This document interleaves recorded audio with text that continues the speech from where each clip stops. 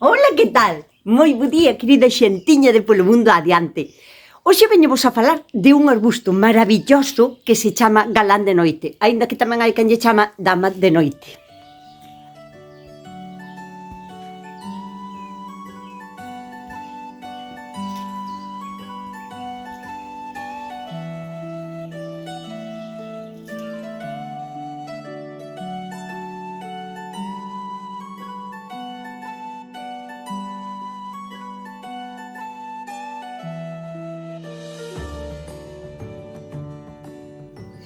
É un tipo de arbusto da familia das solanáceas que vos recomendo moitísimo porque ten unha peculiaridade con outras plantas que a maioría, inmensa maioría das plantas.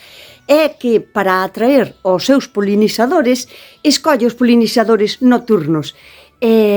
Por eso solo ten olor de noite. As flores e arbustos que teñen o seu aroma solo de noite é porque son moi inteligentes. O que necesitan é unha polinización diferente ás flores que huelen de día. As flores utilizan o seu aroma e os seus colores chamativos para chamar a xertos polinizadores, non? Que saben que son os que lle van ben. E estas plantas que huelen solo de noite necesitan que os seus polinizadores sean nocturnos, como poden ser, por exemplo, as polillas, que andan máis de noite que de día. Por iso soltan o seu aroma de noite. Sonche moi listas, non é que teñan o ciclo cambiado. Son moi listas. Cando xa vai avanzada a primavera e durante todo o verán, ao caer o sol, ao empezar a ser de noite, aí sobre as 9 da tarde ou así, empeza a soltar un aroma intenso que rodea todo. Chega, é un aroma que invade todo. É un aroma moi suave, moi rico e recorda a un perfume como de jazmín. É un arbusto que necesita estar no exterior, o sea, pode estar en maceta, pero tamén vos direi que necesita moito espacio. É un arbusto que enraíza moito. E nunha maceta sí que pode estar durante os primeiros anos, pero despois é mellor telo en terra ou podalo o suficiente como para que non se sinta prisionero en unha maceta. Pero iso sí, ten que estar no exterior e ten que dar bastante a luz do día, porque é unha solanácea. Entón, iso significa que necesita horas de sol diarias. E como vos dixen, durante todo a finales de primavera, durante todo o verán, vai a estar cargadiño de unhas flores pequeniñas, tubulares, con forma de tubo e de estrella na punta, blanquiñas, pequenas, e nacen como en piñocas todas untiñas. Este ramillete que vedes aquí sería como o resultado dos frutos das flores que hai na punta, que houvese na punta.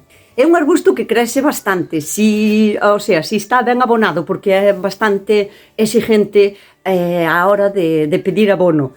Se está ben abonado vai a medrar moito, pode chegar a medrar incluso 4 ou 5 metros de altura e de envergadura tamén. Non ten límite porque a súa maneira de crecer é de cada rama principal vai ramificando en outras ramas como máis pequenas e están brotando continuamente. Entonces, sí que o hai que podar para mantelo un pouquiño a raya. E cal é a mellor época para podalo? Pois, como a todos os árboles, cando estea na súa parada, digamos, vegetativa e florativa. Non sei se di florativa, de floración, dixe. Así que, bueno, para florativa tamén non entendeche, de seguro. Pois, se queremos que aproveitarlle as sementes, porque estos son sementes, deixamos que bote as sementes e que lle maduren aquí na planta, agora vos explico como son xa maduras, antes de podalo, pero non nos alarguemos moito á primavera. É mellor podalo xusto antes de que empece a primavera, porque é cando empeza a ir a coller forza, que lle empeza a vir o sol, é cando máis energía ten para empezar a botar ramas e despois botar as flores. A mellor época é en enero e febrero, entre enero e febrero, depende do frío que faja na vosa zona, xaneiro, febreiro. Todo isto que vedes aquí serían sementes, o sea, cada unha destas, vou vos enseñar unha, sería un saquiño cheo de sementes. que conste que estes ramilletes de sementes non nos vai a botar si o arbusto é moi noviño. Isto empeza a botar ao millor aos 4 ou 5 anos de cando sexa un arbusto máis vello. Dudo moito que teñades estes ramilletes cando o arbusto é pequeniño. Bueno, pois estas son, así serían as sementes. O ideal é que estas cápsulas estean como castañas de seco. Bueno, a perfecta sería así, sequiña de todo. Pero bueno, estas que están así tamén xa van estando ben para poder sementar, para poder plantalas. Estas que están así sequiñas xa teñen en dentro as sementes perfectas para poder plantalas.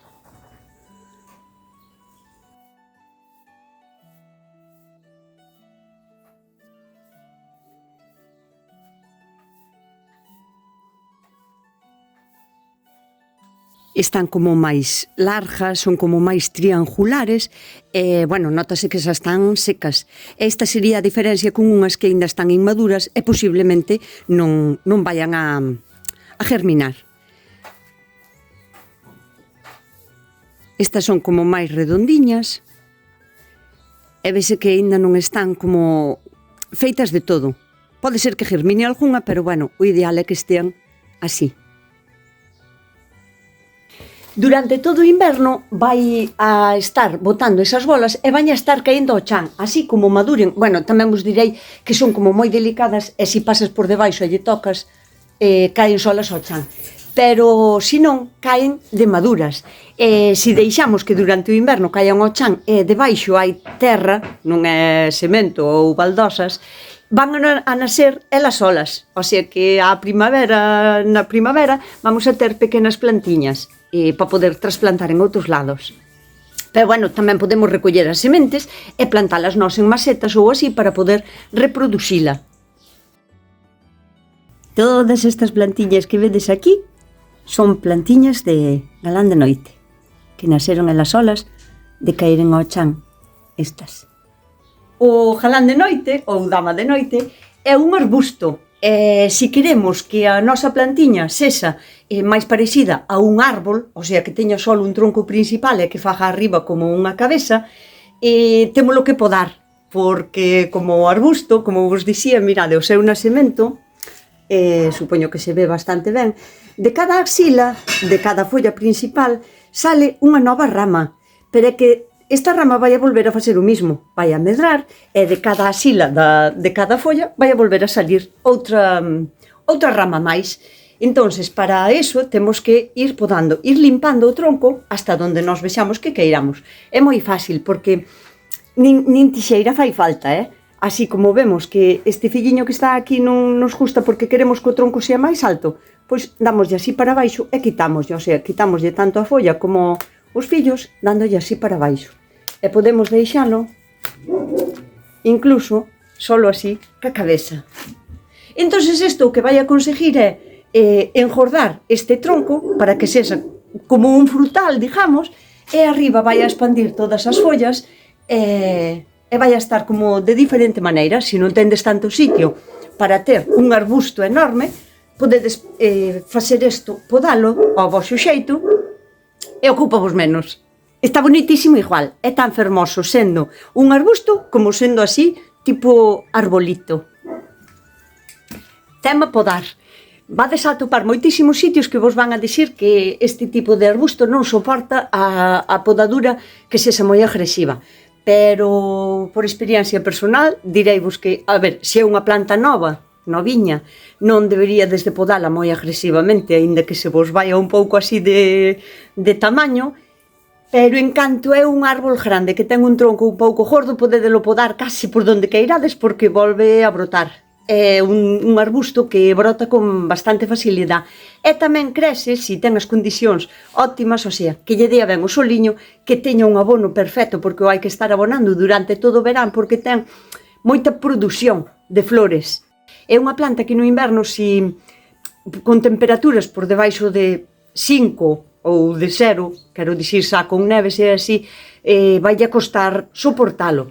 Se o inverno non é demasiado agresivo, pois mirade para aquí, paso perfectamente. Eu teño algún arbusto destes na horta a intemperie, dejamos que non este está aquí resguardadiño de ventos, e o que está a intemperie ahora mismo está sin follas. Eso sí que é posible que quede sin follas no inverno, pero xa agora empeza a brotar con folliñas novas. Eu este vou no podar bastante porque medrou moitísimo, debo de levar sin podalo como un par de anos. Así que lle vou a dar unha poda drástica. E despois no verán vou volo enseñar como está cargadiño de flores, e ojalá inventasen a maneira de que vos pudera pasar o cheiriño que ten, o aroma que solta no verán. Pero non vai ser posible. Vais a ter que comprar un e plantalo na vosa casa.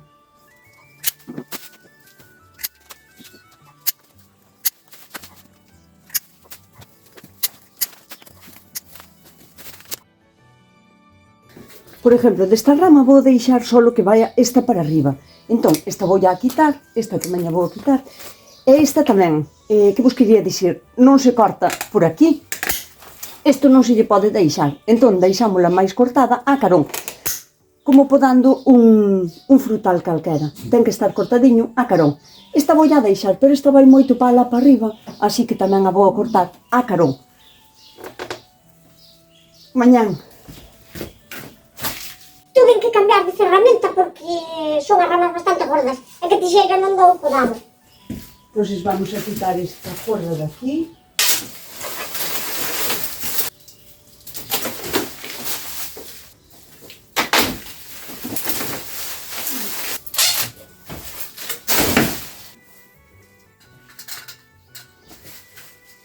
Agora parece que quedou así desangelado e feucho, pero saberedes no verán que chulo queda. O importante é deixarlle o centro libre para que corra o aire como a calquera outro frutal e deixarlle sempre algunhas ramiñas, algúns brotes.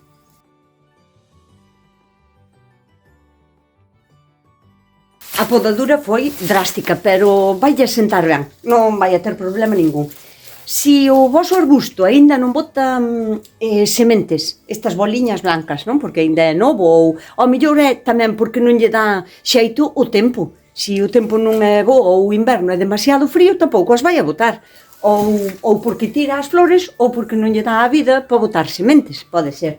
Pero non vos preocupedes, porque tamén pega bastante ben de esquejes, e vou vos enseñar como escoller os mellores esquejes para plantalos.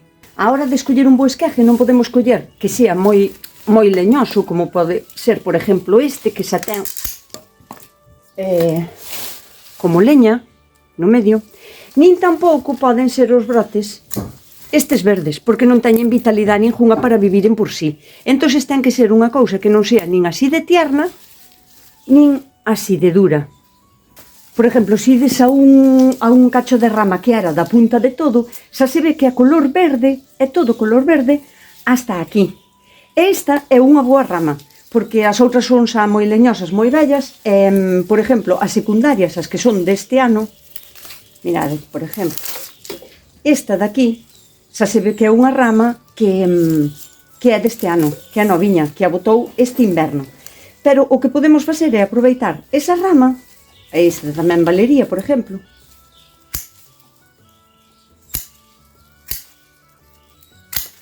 Quitándolle todo o demais, deixándoa ben limpa, e deixándolle un cacho do tronco verde. E isto tamén teríamoslo que limpar ao máximo posible e quitarlle as puntas de arriba. Sempre quitarlle as puntas, non todas as follas, pero sí os brotes que empezan a salir para arriba, porque senón van a perder forza seguindo, medrando para arriba e non van a poder enraizar. Outra cousa, canto máis dereitiña sexa a rama que vamos a espichar, a plantar logo, a barbar, mellor, porque nos vai a salir un árbol máis dereitiño. Mirade, vedes? Deixolle aquí un fillo, a este fillo cortolle un pouquiño a punta para que non perda forza, o sea, que non siga crecendo aí, pero sí que teña follas para respirar, porque senón non vai a prender. O corte que fajamos aquí, sempre un pouquiño... Dinlle ao teléfono, Dios mío, que boa puntería tuve. Pois sempre que sea así en sesgo, o sea, non así, porque ten como menos capacidade, pero si, así en sesgo. E isto vámonos a espichar directamente en terra, que estea húmeda, non encharcada, porque senón vanos a pudrir. E, se queremos conseguir un esqueje, se queremos facer un esqueje, vamos a plantar polo menos, xa que podamos, vamos a plantar polo menos 10. E así sabemos que polo menos 4 ou 5 van nos sair ben arriba, porque eu non lle boten raíz antes, nin cousas así, nin espero que cicatrice. Vai ben así. Plantamos demais para despois escoller os que máis bonitos estean, os que máis forza teñan e collan, porque non todas as puntas do árbol, non todo o que escollamos vai a ter a mesma vitalidade. E así despois temos en que escoller. Esta tamén sería unha boa rama. Quítolle estes fillos daqui, así en sesgo, e destas dúas vou escoller a máis chula. Penso que é a de arriba, claro. Quítolle isto daqui de arriba, vedes que está así como un pouco torcida. Bueno, pois vamos a quitar os fillos, ou como vos dicen que son moi blandiños de quitar, podedes os quitar incluso así ca man. Non pasa nada porque salen moi ben. E despois a punta, para que non siga crecendo para arriba e non perda vitalidade, quitamos a punta dai. E as follas, se son moi grandes, cortámosllas un pouquiño. Non de todo, porque lle fan falta follas para seguir respirando, para seguir facendo a súa fotosíntesis. Pero non as queremos tampouco enteiras, para que non perda demasiado forza. Entón, este sería outro esqueje.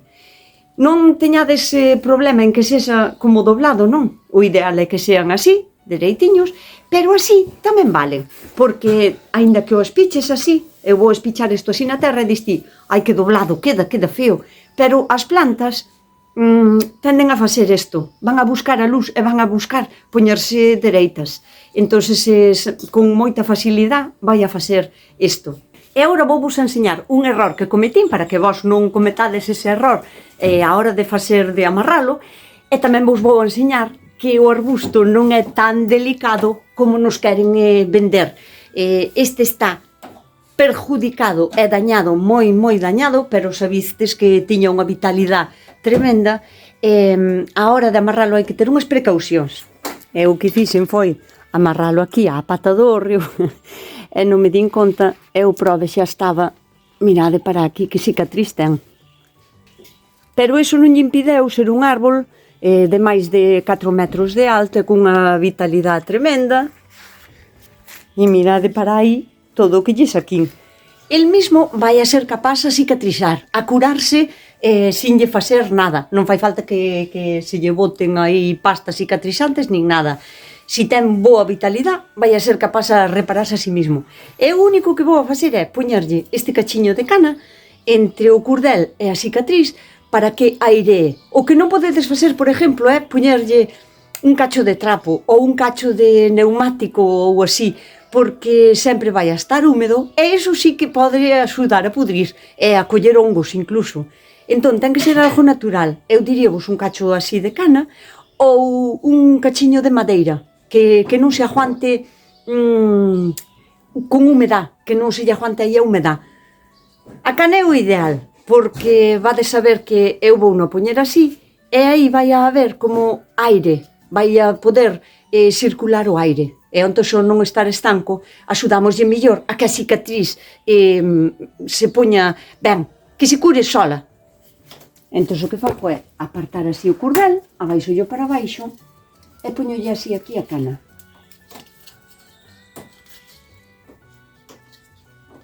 Listo, nada máis, porque ca forza que fai o árbol para aquí, xa aguanta ben da cana. E deste xeito a cicatriz queda aireada e vais a poder curar ela sola. E de paso, evitamos que o cordel siga facéndolle daño ao árbol por aquí, que non volva a facer a mesma maldá. E agora vou a poñer a barbar os esquejes, o sea, isto aquí na miña terra chamanse baselos, e poñelos a barbar, o sea, a barbar baselos, e poñer a enraizar esquejes. É moi sencillo, póñense todos xuntiños, non fai falta que sexa nunha terra moi especial, que non lle dé o sol directo polo menos hasta 15 ou 20 días, pero si necesitan luz do sol e que a terra non estea encharcada, pero si húmeda. Para poñelos a gomar, só iría poñelos así, todos xuntiños, espichando polo menos de 12 a 15 centímetros, máis ou menos, e listo.